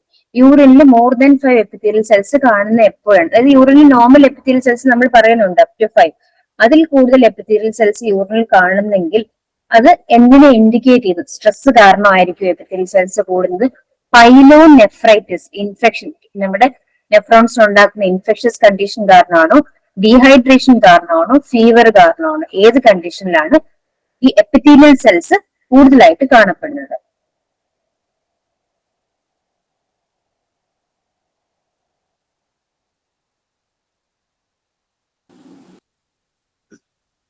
Ma'am, option B, fever condition. Fever ആണോ? അല്ല, ഓപ്ഷൻ സി, പൈലോനെഫ്രൈറ്റിസ് ആണ് correct answer കേട്ടോ. അതായത് pyelonephritis എന്ന് പറയുന്നത് fever കുറച്ചൊരു general ആയിട്ടുള്ള കണ്ടീഷനാണ്. പൈലോനെഫ്രൈറ്റിസ് എന്ന് പറയുമ്പോൾ സ്പെസിഫിക് ആയിട്ട് നമ്മുടെ നെഫ്രോൺസിൽ ഉണ്ടാവുന്ന ഇൻഫെക്ഷനെയാണ് കാണിക്കുന്നത്. അപ്പൊ ആ കണ്ടീഷനിലാണ് എപ്പിത്തീരിയൽ സെൽസ് കൂടുന്നത്. എവിടെ നിന്നാണോ, ഇപ്പൊ നോർമലായിട്ട് ഒരാൾക്ക് ഫീവർ ഉണ്ടെന്ന് പറഞ്ഞ് കിഡ്നിയിൽ നമുക്ക് എപ്പിത്തീരിയൽ സെൽസ് യൂറിനിൽ എപ്പിത്തീരിയൽ സെൽസ് കാണണം എന്നില്ല. ആ ഫീവർ എന്തെങ്കിലും ഇൻഫെക്ഷൻ കാരണം, യൂറിനറി ഇൻഫെക്ഷൻ കാരണം ഒരു ഫീവർ വരികയാണെങ്കിൽ ഓക്കെ, അത് കണക്ട് ചെയ്യാൻ പറ്റില്ല. അവിടെ മെയിൻ റീസൺ ഫീവർ അല്ല. എപ്പിത്തീരിയൽ സെൽസ് എന്താണ്? നമ്മുടെ യൂറിനറി ബ്ലാഡറിനെ അതുപോലെ നെഫ്രോൺസിനെയൊക്കെ ലൈൻ ചെയ്യുന്ന സെൽസ് ആണ്. നമ്മൾ യൂറിൻ പുറത്തേക്ക് വരുമ്പോൾ ആ സ്ഥലത്തുനിന്നുള്ള സെൽസിനെ കൂടെ കുറച്ച് കൊണ്ടുവരും. എവിടുത്തെ സെൽസ് ആണോ വന്നത് അതിനനുസരിച്ച് നമുക്ക് കണ്ടീഷനെ ഡയഗ്നോസ് ചെയ്യാൻ പറ്റും. ഇത് നമ്മൾ പഠിച്ച കാര്യമാണ്. അപ്പൊ ഈ ആ സ്ഥലവുമായിട്ട് ബന്ധപ്പെട്ടൊരു വാക്കല്ലേ പൈലോനെഫ്രൈറ്റിസ്. കാരണം അവിടെ വരുന്ന ഒരു കണ്ടീഷൻ. അപ്പൊ ഒന്നെങ്കിൽ അത് നെഫ്രോൺസിൽ വരുന്ന കണ്ടീഷൻ അല്ലെങ്കിൽ ബ്ലാഡറിൽ വരുന്ന കണ്ടീഷൻ ആയിരിക്കും സൂചിപ്പിക്കുന്നത്. ഇവിടെ തന്നേക്കുന്ന ഓപ്ഷൻസിൽ ബ്ലാഡറിനെ അഫക്ട് ചെയ്യുന്ന അല്ലെങ്കിൽ നെഫ്രോൺസിനെ അഫക്ട് ചെയ്യുന്നതായിട്ട് ഒരു കണ്ടീഷനേ ഉള്ളൂ, പൈലോനെഫ്രൈറ്റിസ്. ഓക്കെ, അല്ലാതെ ഡീഹൈഡ്രേഷനും സ്ട്രെസ്സും ഒന്നും ഡയറക്റ്റ് ആയിട്ട് ബ്ലാഡറിനെ അഫക്ട് ചെയ്യുന്നതല്ല. അവിടുത്തെ സെൽസ് അതിനുവേണ്ടി വരേണ്ട കാര്യമില്ല. എക്സസ് ആയിട്ട് ആ സെൽസ് യൂറിനൂടെ പുറത്തേക്ക് വരേണ്ട കാര്യമില്ല. ടേബുലർ ഫോമിൽ ഞാൻ ഇൻക്ലൂഡ് ചെയ്യുന്നേ ഉള്ളൂ യൂറിനിലെ എല്ലാ നോർമൽ പാരാമീറ്റേഴ്സ്. ചില വാല്യൂസ് ഒക്കെ അങ്ങോട്ടും ഇങ്ങോട്ടും മാറിയിട്ടുണ്ടായിരിക്കും. നമ്മളുടെ നോട്ടിൽ എന്താണോ നിൽക്കുന്നത് അത് തന്നെയാണ് കറക്റ്റ് വാല്യൂ. എല്ലാം ഇതുപോലെ ടേബിൾ ആക്കി വെച്ച് പഠിക്കുക. Normal volume of urine 600 to 2000 ml, specific gravity 1.003 to 1.030. ഇവിടെയാണ് സ്പെസിഫിക് ഗ്രാവിറ്റി കമ്പയർ ചെയ്യാൻ ഉപയോഗിക്കുന്ന ഫ്ലൂയിഡ് ഏതാണ് പഠിച്ചത്? Water, ma'am. ഓസ്മോലാലിറ്റി 300. അതെ, ഓസ്മോലാലിറ്റി ഇമ്പോർട്ടന്റ് പോയിന്റ് അല്ല. pH 4.628 ഇമ്പോർട്ടന്റ് ആണ്. ഗ്ലൂക്കോസ് ഇമ്പോർട്ടന്റ് ആണ്. പ്രോട്ടീൻസ് ഇമ്പോർട്ടന്റ് ആണ്. യൂറോബിലിനോജൻ ഇമ്പോർട്ടന്റ് ആണ്. ഇനി നമ്മൾ പഠിക്കും പ്രോപ്പോബിലിനോജൻ, അതും ഇമ്പോർട്ടന്റ് ആണ്. ക്രിയാറ്റിനിൻ വളരെ ഇമ്പോർട്ടന്റ് ആണ്. യൂറിയ നൈട്രജനും ഇമ്പോർട്ടന്റ് ആണ്. യൂറിക് ആസിഡും കൂടെ നോക്കി വെച്ചോളൂ. ബാക്കി ഈ റെഡ് ബ്ലഡ് സെൽസ് അല്ലെ എപ്പിത്തീരിയൽ സെൽസ് ഇമ്പോർട്ടന്റ് ആണ്. ബാക്കി സോഡിയം പൊട്ടാസ്യം ഒന്നും വേണ്ട. ഇത്രയൊന്ന് നോട്ട് ചെയ്ത് വെക്കണം. വളരെ മിസ് ഒരു ഡൗട്ട് ചോദിച്ചോട്ടെ. നമ്മുടെ ആ ടെക്സ്റ്റില് നോർമൽ യൂറിനറി ഔട്ട്പുട്ട് 1000 to 1500, അപ്പൊ അതാണോ ഇതാണോ പഠിക്കേണ്ടത്?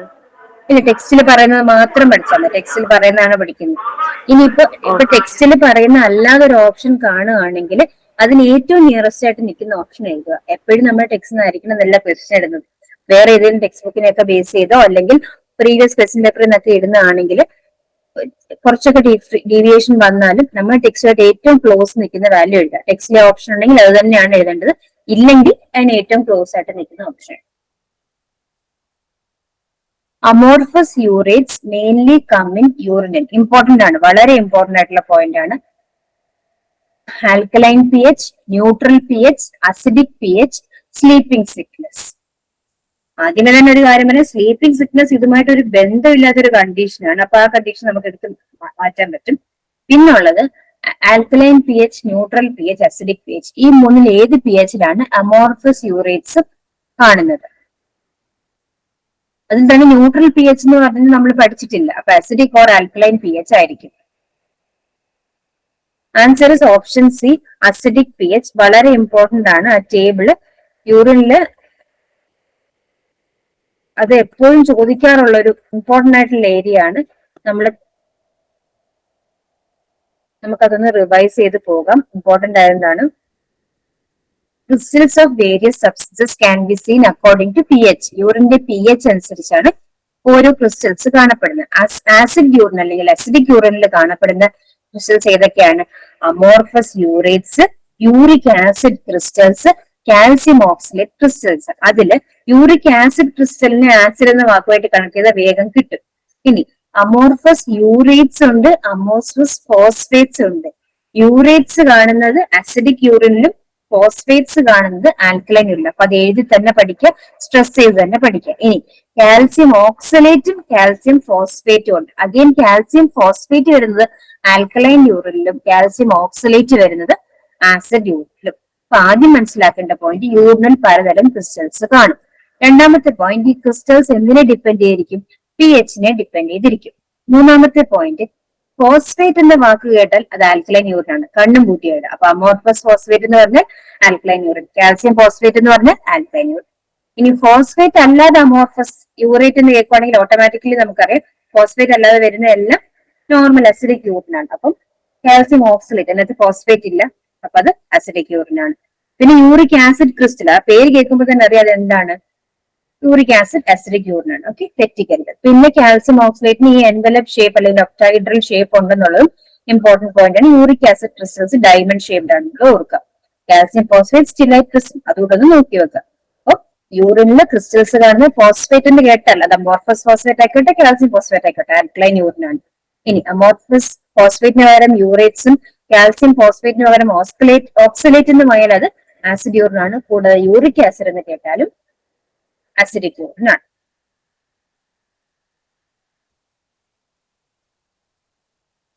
Sperm in urine comes due to. യൂറിന്റെ കൂടെ സ്പേം വരേണ്ട കാര്യമില്ല. അപ്പൊ സ്പേം ഇൻ യൂറിൻ കാണുന്ന condition, option A prostatitis, prostate ഗ്ലാൻഡിന് ഉണ്ടാകുന്ന വീക്കം. Option B UTI, urinary tract infection ആണ്.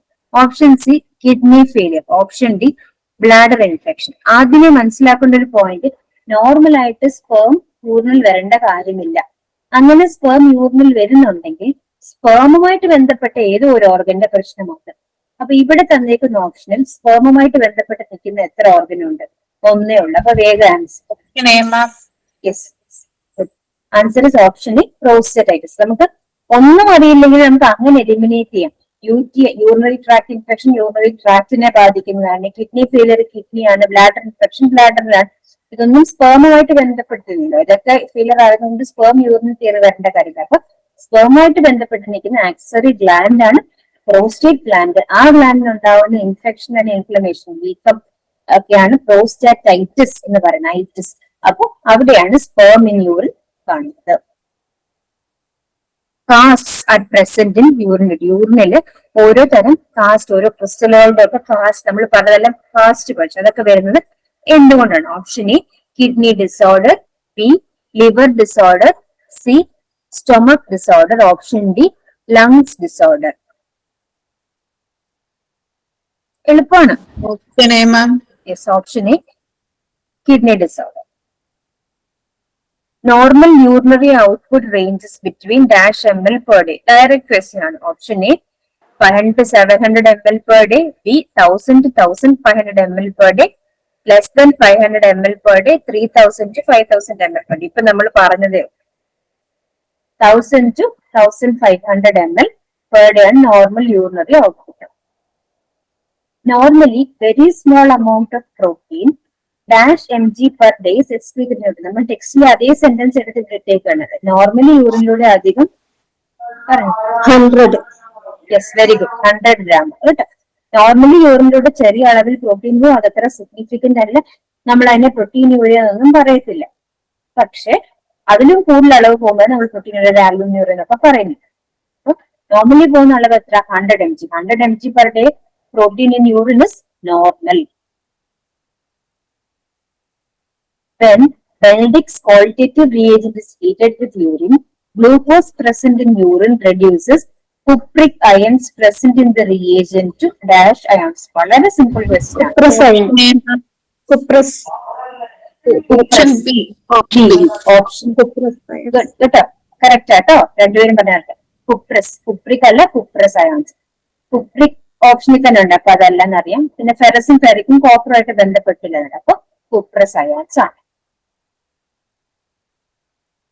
Bile pigments are breakdown products of dash excreted in bile. Bile pigments എങ്ങനെയാണ് ഉണ്ടാകുന്നത്? ഏതൊക്കെയാണ് നമ്മുടെ ബൈൽ പിഗ്മെന്റ്സ്?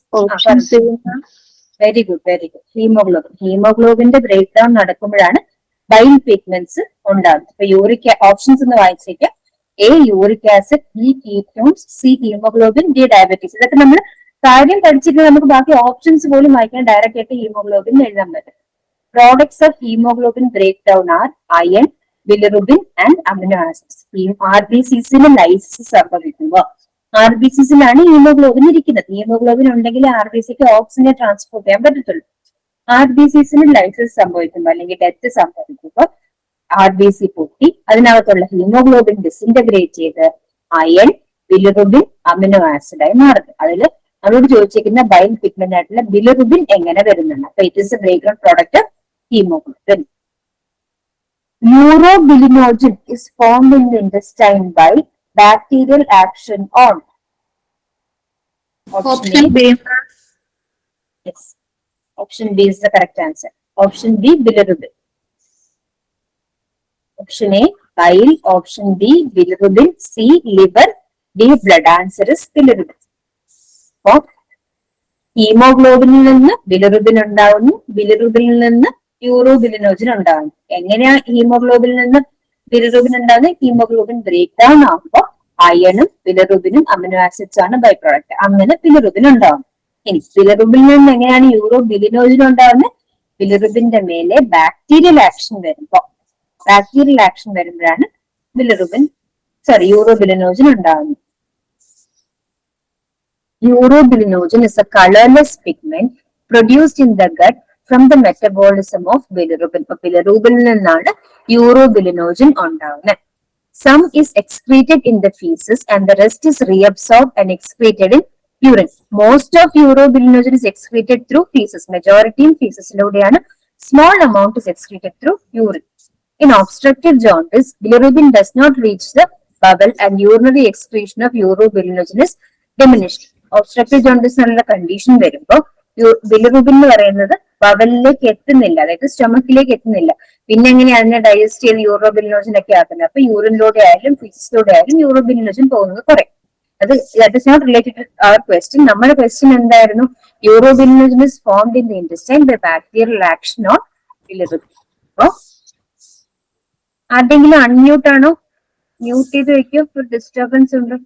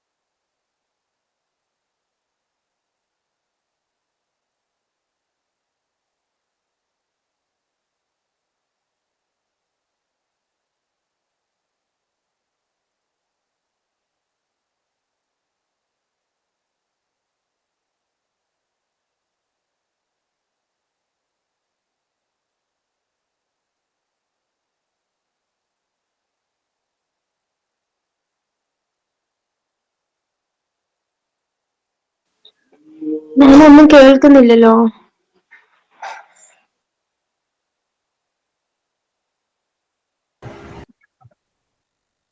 സോറി, അൺമ്യൂട്ട് അല്ലായിരുന്നു. ഓക്കെ, അപ്പൊ ലാസ്റ്റ് ക്വസ്റ്റ്യൻ നിങ്ങൾക്ക് ഡിസ്പ്ലേ ആക്കിയിട്ടില്ല അല്ലേ? HCGയുടെ ക്വസ്റ്റ്യൻ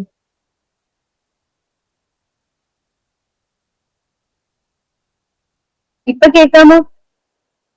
കേൾക്കാമോ? അപ്പൊ ഇതിന്റെ ആൻസർ അറിയാവുന്നവർ പറഞ്ഞോളൂ. Most chemical test for pregnancy look for the presence of beta sub unit. Sub unit എന്നാണ്, സബ്മിറ്റ് അല്ലാതെ കറക്ഷൻ ചെയ്യാം. സബ്മിറ്റ് അല്ല, sub unit. Beta sub unit of answer നിന്ന് അറിയാതെ പറഞ്ഞു. Option C, option C, HCG. Good, very good. അപ്പൊ human chronic gonadotrophin HCGയുടെ beta sub unit ഉണ്ടോ എന്ന് ഡിറ്റക്ട് ചെയ്യാൻ വേണ്ടിയാണ് നമ്മൾ എന്ത് ചെയ്യുന്നത്? യൂറിൻ പ്രഗ്നൻസി ടെസ്റ്റ് ചെയ്യുന്നത്. Okay, ideal sample for urine culture in newborns. കൊച്ചു കുഞ്ഞുങ്ങളിലെ യൂറിൻ കൾച്ചറിന് വേണ്ടി നമ്മൾ എടുക്കുന്ന ഏറ്റവും ഐഡിയൽ സാമ്പിൾ ഏതാണ്? കത്തീറ്ററൈസ്ഡ് യൂറിൻ സാമ്പിൾ, നമ്മൾ കത്തീറ്റർ ഇട്ടിട്ട് എടുക്കുന്ന urine sample, urine bag, suprapubic aspirate, mid stream urine sample. ഇപ്പൊ ഇവിടെ ന്യൂ ബോൺസ് എന്നുള്ള വാക്ക് മാറ്റിയിട്ട് ഞാൻ ഈ ക്വസ്റ്റ്യൻ ചോദിച്ചാൽ പെട്ടെന്ന് നിങ്ങൾക്ക് ആൻസർ പറയാൻ പറ്റും. കറക്റ്റ് ആൻസർ എന്താ? ഐഡിയൽ നമ്മൾ നോർമൽ ആയിട്ട് ഒരു പേഷ്യന്റ് വരുമ്പോൾ നമ്മള് യൂറിൻ ബാഗ് ആണോ? Mid stream urine sample. Yes, good, very good. Mid stream urine sample. ഇനിയിപ്പോ ന്യൂ ബോൺസിൽ നമ്മൾ പ്രിഫർ ചെയ്യുന്ന ഏതാണ്? അപ്പൊ അങ്ങനെ എടുത്തു പറഞ്ഞുകൊണ്ട് തന്നെ മിഡ് സ്ട്രീം യൂറിൻ സാമ്പിൾ അല്ല ഇവിടുത്തെ ആൻസർ. ജനറൽ ആയിട്ട് പറയുന്നതാണ് mid stream urine sample. New ബോൺസിന് സുപ്രാപ്യൂബിക് ആസ്പിറേറ്റ് ആണ് ഐഡിയൽ സാമ്പിൾ. സുപ്രാപ്യൂബിക് ആസ്പിറേഷൻ ചെയ്യുന്ന ഒരു ഇമേജ് ഇവിടെ ഇൻക്ലൂഡ് ചെയ്തിട്ടുണ്ട്. നമ്മുടെ ബ്ലാഡറിന്റെ മേലെയായിട്ട് യൂറിൻ ബ്ലാഡറിന്റെ ആ റീജിയനിൽ ഇങ്ങനെ കുത്തി യൂറിൻ ഡയറക്റ്റ് ആയിട്ട് എടുക്കും. Suprapubic aspiration is a procedure to take urine sample. It involves putting a needle through the skin just above the pubic bone. Pubic bone മേലെ, അതുകൊണ്ടാണ് suprapubic എന്ന് പറയുന്നത്. Into the bladder. ബ്ലാഡറിലേക്കാണ് ഇടുന്നത്. It is typically used as a method to collect urine in children less than 2 years of age who is not yet toilet trained in an effort to diagnose urinary tract infection. അപ്പൊ നമ്മുടെ അടുത്തൊരു 6 മാസം, 8 മാസം, 10 മാസം അല്ലെങ്കിൽ 1.5 വയസ്സുള്ള കുട്ടിയൊക്കെ വരികയാണ്. അപ്പൊ അവർക്ക് യൂറിൻ ഇൻഫെക്ഷൻ ഉണ്ടോ എന്ന് നമ്മൾ സസ്പെക്ട് ചെയ്യുന്നുണ്ട്. ആ കുഞ്ഞിന്റെ സിംറ്റംസ് ഒക്കെ ഉണ്ട്. അപ്പൊ കുഞ്ഞിന്റെ സാമ്പിൾ ഒക്കെ കളക്ട് ചെയ്യേണ്ടി വരാൻ കുറച്ച് പാടാ. അപ്പൊ നമ്മൾ പറയുമ്പോൾ തന്നെ അവർ യൂറിനേറ്റ് ചെയ്യണം എന്നില്ലല്ലോ. അപ്പൊ എന്തായാലും ബ്ലാഡറിൽ യൂറിൻ കാണും. അപ്പൊ നമ്മൾ എന്ത് ചെയ്യും? പ്യൂബിക് ബോണിന് മേലെയായിട്ടാണ് ബ്ലാഡർ ഇരിക്കുന്നത്. അപ്പൊ ബോണിൽ തട്ടാതെ ബ്ലാഡറിലേക്ക് നമ്മൾ 20 ഡിഗ്രി ആംഗിളിൽ നീഡിൽ കുത്തി ഡയറക്റ്റ് ആയിട്ട് യൂറിൻ എടുക്കുന്ന മെത്തേഡിനെയാണ് സുപ്രാപ്യൂബിക് ആസ്പിറേഷൻ എന്ന് പറയുന്നത്. സുപ്രാപ്യൂബിക് എന്ന് പറയാൻ കാരണം പ്യൂബിക് ബോണിന് മേലെ ആയുണ്ട്. ആസ്പിറേറ്റ് എന്ന് പറയാൻ കാരണം കുത്തിയെടുക്കുന്നുണ്ട്. ഇനിയിപ്പോ എന്തിനാ കുത്തിയെടുക്കുന്ന വെച്ചാൽ കൊച്ചു കുഞ്ഞാണ്, അതിന് ടോയ്ലറ്റ് ട്രെയിനിങ് കിട്ടിയിട്ടില്ല. നമ്മൾ പറയുമ്പോൾ അതിന് കറക്റ്റ് അന്നേരം തന്നെ യൂറിൻ പാസ് ചെയ്യാനൊന്നും പറ്റിക്കോളുന്നില്ല. അപ്പൊ നമുക്ക് വേഗം തന്നെ കളക്ട് ചെയ്യാൻ വേണം, ഇൻഫെക്ഷൻ ഉണ്ടോ ഇല്ലെന്ന് അറിയാൻ വേണ്ടി. അപ്പൊ നമ്മൾ ഡയറക്റ്റ് ആയിട്ട് യൂറിൻ കുത്തിയെടുക്കുന്ന മെത്തേഡാണ്. Adequacy of 24-hour sample is determined by checking and option A urea, B specific gravity, C creatinine, D protein. Answer is creatinine. നമ്മളൊരു 24-hour സാമ്പിൾ ഓഫ് യൂറിൻ എടുത്തു കഴിഞ്ഞാൽ അത് അഡിക്വേറ്റ് ആണോ, 24 മണിക്കൂറുള്ള സാമ്പിൾ കറക്റ്റ് ആണോ? നമ്മൾ usually പറയുന്നത് 8 AM to next 8 AM ആണ് പറയുന്നത്. അത് കറക്റ്റ് ആണോ എന്ന് അറിയുന്നത് എങ്ങനെയാണ്? യൂറിൻ ക്രിയാറ്റിനിൻ കോൺസെൻട്രേഷൻ നോക്കണം. 24 മണിക്കൂറും യൂറിൻ കളക്ട് ചെയ്തുകൊണ്ടിരിക്കണം. അങ്ങനെയാണെങ്കിൽ നമ്മൾ വലിയ കണ്ടെയ്നറൊക്കെ കൊടുക്കുമെന്ന് നന്നേ പറഞ്ഞു. അപ്പൊ അതിൽ ആവശ്യത്തിന് 24 മണിക്കൂറിൽ നമ്മുടെ ബോഡി ഇത്ര ക്രിയാറ്റിനിൻ പുറത്ത് കളഞ്ഞിരിക്കണം, ക്രിയാറ്റിൻ ഔട്ട്പുട്ട് ഇത്ര ആയിരിക്കണം. അത്രയും ക്രിയാറ്റിൻ ഉണ്ടെങ്കിൽ ഓക്കെ, ഏകദേശം കറക്റ്റ് ആയിട്ടാണ് നിങ്ങൾ സാമ്പിൾ കളക്ട് ചെയ്തിരിക്കുന്നത്. അഡിക്വേറ്റ് ആണ്, ആവശ്യത്തിന് സാമ്പിൾ കളക്ട് ചെയ്ത് കഴിഞ്ഞു. പിന്നീട് ഫംഗ്ഷനിൽ നോക്കാം. ക്രിയാറ്റിൻ ഔട്ട്പുട്ട് പറഞ്ഞാൽ മെയിൽസിൽ 14-26 മില്ലിഗ്രാം പെർ കെ ജിയും ഫീമെയിൽസിൽ 11 to 20 milligram per K G. അപ്പൊ ഒരു ഐഡിയൽ ക്രിയാറ്റിൻ ഔട്ട്പുട്ട് 24 hours നമ്മൾ എക്സ്പെക്ട് ചെയ്യുന്ന ക്രിയാറ്റിൻ ഔട്ട്പുട്ട് ആ യൂറിനിലുണ്ടോ എന്ന് നോക്കിയിട്ടാണ് നമ്മൾ ആ 24 hour സാമ്പിൾ അഡിക്വേറ്റ് ആണ്, ആവശ്യത്തിലുള്ള സാമ്പിൾ ഉണ്ടോ, മതിയോ, അല്ലെങ്കിൽ കുറച്ച് സമയം കൂടെ ആവട്ടെ, ആവശ്യത്തിന്റെ ക്രിയാറ്റിൻ ആയില്ലല്ലോ ഇതില് എന്ന് നമ്മൾ പറയും. Okay, so adequacy of 24 hour urine sample is determined by checking the amount of urine creatinine. Urine creatinine excretion is used to determine the accuracy of timed urine correction. As a byproduct of muscle metabolism, excretion of creatinine is relatively stable based on muscle mass. അപ്പൊ creatine എങ്ങനെയാ ഉണ്ടാകുന്നത്? മസിൽസിന്റെ metabolism, മസിൽസിലെ റെസ്പിറേഷന്റെ ഒരു by product ആയിട്ടാണ് ഉണ്ടാവുന്നത്. Okay, അപ്പം അറിഞ്ഞിരിക്കേണ്ട point എന്ന് വെച്ചാൽ നമ്മൾ 24 hour യൂറിൻ സാമ്പിൾ എടുക്കുമ്പോൾ ഇത് കറക്റ്റ് 24 hour സാമ്പിൾ ആണോ, അല്ലെങ്കിൽ ഇത് ഇത്രയും മതിയോ, ഇനിയും കളക്ട് ചെയ്തത് മതി, നമുക്ക് ടെസ്റ്റ് ചെയ്യാൻ കൊണ്ടോ എന്നൊക്കെ തീരുമാനിക്കുന്നത് കറക്റ്റ് ആയിട്ട് ക്രിയാറ്റിനിന്റെ അളവുണ്ടോ എന്നുള്ളത് നോക്കിയിട്ടാണ്. കാരണം 24 hours ഇത്ര ക്രിയാറ്റിനെ ഉണ്ടാവാൻ പാടില്ല. ആ വാല്യൂ ഏകദേശം കോൺസ്റ്റന്റ് ആയിരിക്കും എല്ലാ 24 hours. അപ്പൊ അത്രയും ക്രിയാറ്റിൻ വന്ന് അക്യുമുലേറ്റ് ചെയ്തെങ്കിൽ ഓക്കെ കറക്റ്റ് ആണെന്ന് പറയുന്നത്. അപ്പൊ അഡിക്വസി അല്ലെങ്കിൽ ആക്യുറസി എന്താണെങ്കിലും ആൻസർ ഇസ് ക്രിയാറ്റിൻ. ഇനി ക്രിയാറ്റിനെ പറ്റി ഒരു എക്സ്ട്രാ പോയിന്റ് കൂടെ പഠിച്ചു വെച്ചോളൂ. Creatine is the byproduct of muscle metabolism. On standing pH of urine. Urine normally slightly acidic ആണെന്ന് പറഞ്ഞു. ഓൺ സ്റ്റാൻഡിംഗ് കുറച്ചു നേരം വെച്ചുകൊണ്ടിരിക്കുമ്പോൾ എന്ത് പറ്റും? യൂറിന്റെ pH increases, decreases, remains same, becomes neutral. അതായത് യൂറിന്റെ pH കൂടുവാണോ, ഇത് കൂടുതൽ ബേസിക് ആവുകയാണോ, അതോ ഡിക്രീസ് കൂടുതൽ അസിഡിക് ആവുകയാണോ, സെയിം ആയിട്ടിരിക്കും, അത് ന്യൂട്രൽ ആവുമോ? Option A, ma'am, increase. Yes, good. It is option A, increase. On standing, the pH of urine increase. അപ്പൊ നമ്മൾ കുറെ നേരം യൂറിൻ വെച്ചോണ്ടിരുന്നു കഴിഞ്ഞാൽ എന്തൊക്കെ സംഭവിക്കും? ഓൾറെഡി എയറിൽ നിന്ന് ഓക്സിഡേഷൻ സംഭവിക്കുന്നു പഠിച്ച് ബാക്ടീരിയൽ ഗ്രോത്ത് ഉണ്ടാവും. കൂടാതെ വരുന്നൊരു ചേഞ്ച് ആണ് pH increase ചെയ്യും.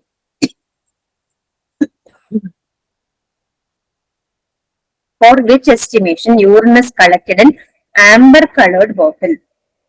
ആംബർ കളേർഡ് ബോട്ടിൽ, നമ്മൾ ഈ സിറപ്പ് ഒക്കെ വാങ്ങുന്ന ബോട്ടിലിൽ യൂറിൻ കളക്ട് ചെയ്യുന്ന എപ്പോഴാണ്?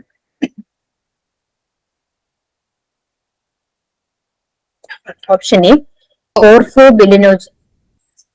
Option A ആണോ മാം? അതെ, ഓപ്ഷൻ എ ആണ് കേട്ടോ. ഞാൻ ഓപ്ഷൻസ് എല്ലാം ഒന്ന് വായിക്കാം. കറക്റ്റ് ആൻസർ ആണ് option A porphobilinogen, option B glucose, option C protein, option D DMA.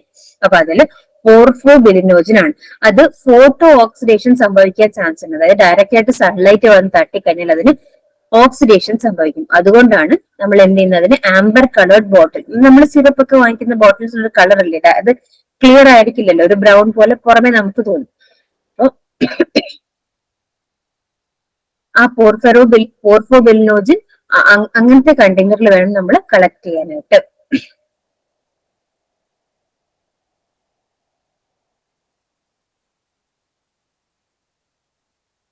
Porphobilinogen is the answer. This test looks for chemicals called porphyrins in your urine. If you have high level of these chemicals, you may have porphyria. Porphyria refers to a group of inherited or acquired condition that prevent body from correctly making heme. The pigment in red blood cells. അപ്പൊ പോർഫൈറിയെ പറ്റി ഞാൻ ഒരു ദിവസം പറഞ്ഞിരുന്നെന്ന് തോന്നുന്നു. Just എന്താണ് പോർഫൈറിയ എന്നുള്ള condition. ആ condition വരുമ്പോൾ നമ്മുടെ യൂറിനിൽ പോർഫൈറിൻ എന്ന് പറയുന്ന പ്രോട്ടീന്റെ അളവ് കൂടും. അത് ഏത് തരത്തിലായിരിക്കും യൂറിനിലൂടെ പുറത്തേക്ക് വരിക? പോർഫോബിലിനോജന്റെ ഫോമിലായിരിക്കും പുറത്തേക്ക് വരിക.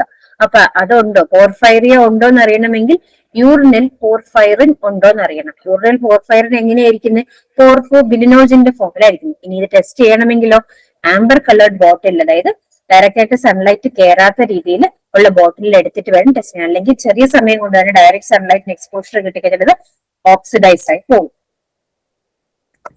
In case of catheterized urine sample, collection specimen must be collected from. നമ്മുടെ വീട്ടിലും ഏജ്ഡ് ആയിട്ടുള്ള ആളുകളുണ്ടെങ്കിൽ നമ്മൾ കണ്ടിട്ടുണ്ടായിരിക്കും, അവർക്ക് യൂറിൻ പാസ് ചെയ്യാൻ ബുദ്ധിമുട്ടാകുമ്പോൾ നമ്മൾ കത്തീറ്റർ ഇടും. കത്തീറ്റർ എന്ന് പറയുന്ന ഒരു ട്യൂബാണ്. ബ്ലാഡറിലേക്ക് ആ ട്യൂബ് പോവുകയും യൂറിൻ കളക്ട് ചെയ്തിട്ട് ആ വരുന്ന യൂറിൻ എല്ലാം ഒരു ബാഗിലേക്ക് കളക്ട്. നമ്മൾ ഹോസ്പിറ്റലിൽ അഡ്മിറ്റ് ആകുമ്പോൾ ഒരു പേഷ്യൻസിനെ കാണാൻ പോയിട്ടുണ്ടെങ്കിൽ അറിയാം, അവരുടെ സൈഡിൽ ഒരു യൂറിൻ ബാഗ് ഇങ്ങനെ കിടക്കുന്നത് കാണും.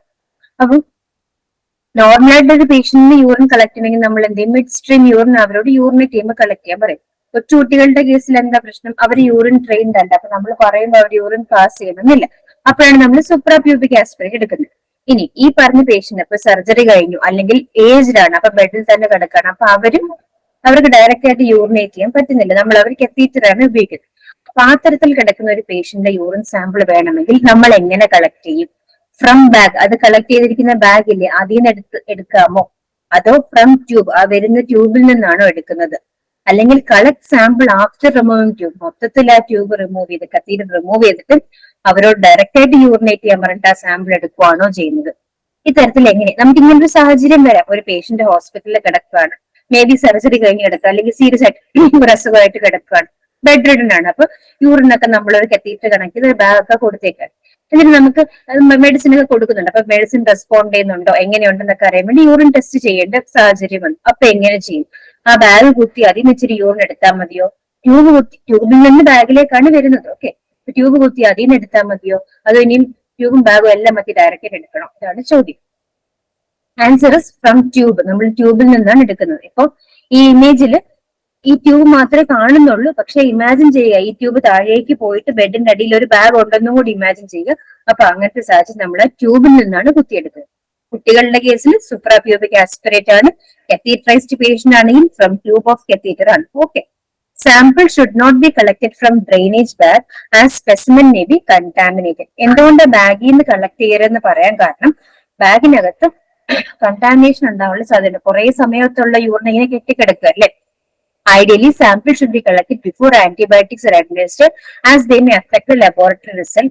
A catheter specimen must be obtained from sampling port on the catheter bag. അപ്പൊ അതാണ് പറഞ്ഞത്, ഈ കണക്ടിങ് ട്യൂബിൽ നിന്ന് എടുക്കണം. ബാക്കി പോയിന്റ്സ് ഒന്നും ഇമ്പോർട്ടന്റ് അല്ല. നമ്മൾ ബാഗിൽ നിന്ന് എടുക്കരുത്, ട്യൂബിൽ നിന്ന് എടുക്കണം. എന്തുകൊണ്ട് ബാഗിൽ നിന്ന് എടുക്കരുത്? ബാഗിനകത്ത് ഇപ്പോഴുള്ള യൂറിൻ തന്നെ ആയിരിക്കില്ല, കുറച്ച് മുൻപ് പാസ് ചെയ്ത യൂറിനും കാണും. ബാഗ് നിറയുമ്പോഴേ നമ്മൾ കൊണ്ട് ഡിസ്പോസ് ചെയ്യുള്ളൂ. അപ്പൊ അതെല്ലാം കിടന്ന് ബാക്ടീരിയൽ ഗ്രോത്ത് ഒക്കെ ഉണ്ടായി കണ്ടാമിനേറ്റഡ് ആയിരിക്കും. അപ്പൊ അതിൽ നിന്ന് എടുക്കാതിരിക്കുന്നതാണ് നല്ലത്. ആ സമയത്ത് പാസ് ചെയ്യുന്ന യൂറിൻ ഡയറക്റ്റ് ആയിട്ട് നമ്മൾ ട്യൂബിൽ നിന്ന് എടുക്കുക. All are causes of oliguria except 7:59 ആയി. അപ്പൊ നമുക്ക് ഈ ഒരു ക്വസ്റ്റ്യൻ നോക്കിയിട്ട് ക്ലാസ് വൈൻഡപ്പില് അറിയാവുന്നവർ പെട്ടെന്ന് പറഞ്ഞോളൂ ആൻസർ. ഒളിഗോയൂറിയ, യൂറിന്റെ അളവ് കുറയുന്ന ഏതൊക്കെ സാഹചര്യത്തിലുണ്ട്? Diarrhoea, vomiting, burns, all the above. Option A ma'am. Option A, all of the above ആണ് കേട്ടോ. All the above. Good, all the above ആണ് ആൻസർ. അത് ഇത്രയും നോക്കി ഒളിഗോയൂറിയ ആണെന്ന് പറഞ്ഞു എന്ന് വെച്ചാൽ ആവശ്യത്തിന് യൂറിൻ പോകുന്നില്ല പുറത്തേക്ക്. യൂറിൻ പുറത്തേക്ക് പോകുന്നില്ല എന്ന് വെച്ചാൽ വേറെ ഏതെങ്കിലും രീതിയിൽ ഫ്ലൂയിഡ് പുറത്തോട്ട് പോകുന്നുണ്ട്, അതുകൊണ്ടാണ്. ഇപ്പൊ ഡയറിയയില് ഫ്ലൂയിഡ് പുറത്തോട്ട് പോകുന്നുണ്ട്. എങ്ങനെ? സ്റ്റൂൾസിലൂടെ. വോമിറ്റിംഗിൽ ഫ്ലൂയിഡ് പുറത്തേക്ക് പോകുന്നുണ്ട്. എങ്ങനെ? ഛർദിക്കുമ്പോ അതിനകത്ത് ഫ്ലൂയിഡ് കണ്ടന്റ് അല്ലേ കൂടുതൽ. അടുത്തത് ബേൺസ്. ബേൺസിന് ഡീഹൈഡ്രേഷൻ സംഭവിച്ചിട്ടുള്ള ഫ്ലൂയിഡ് കണ്ടന്റ് ബോഡിയിൽ കുറവാണ്. പിന്നെ എന്ത് പുറത്തേക്ക് പോകാൻ? അപ്പൊ ഈ 3 കണ്ടീഷൻസിലും എന്തുണ്ടാവും? യൂറിന്റെ അളവ് കുറയും. ഒളിഗോയൂറിയ ഇമ്പോർട്ടന്റ് ക്വസ്റ്റൻ ആണ്.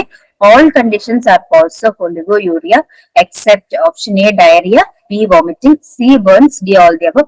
Answer is option D all the above. എല്ലാ കണ്ടീഷൻസിലും എന്തുണ്ട്? ഒളിഗോയൂറിയ ഉണ്ട്. Diarrhoea, vomiting, burns. ഓക്കെ. അപ്പൊ നമുക്ക് നെക്സ്റ്റ് ഒരു 12 ക്വസ്റ്റ്യൻസ് അറൌണ്ട് ഉണ്ട്. 12 to 15 ക്വസ്റ്റ്യൻസ് അറൌണ്ട് അപ്രോക്സിമേറ്റ്ലി. അപ്പൊ നമുക്ക് നെക്സ്റ്റ് ഒരു ചെറിയൊരു 15 minutes to half an hour സെഷനിൽ നമുക്കത് വൈൻഡ് അപ്പ് ചെയ്യാം. ഓക്കെ. ഇപ്പൊ തന്ന ക്വസ്റ്റ്യൻസ് എല്ലാം തന്നെ പഠിക്കുക. ശ്രദ്ധിക്കേണ്ട കാര്യം, നമ്മൾ കുറെ പുതിയ പോയിന്റ്സ് പഠിച്ചിട്ടുണ്ട്. അപ്പൊ ആ പുതിയ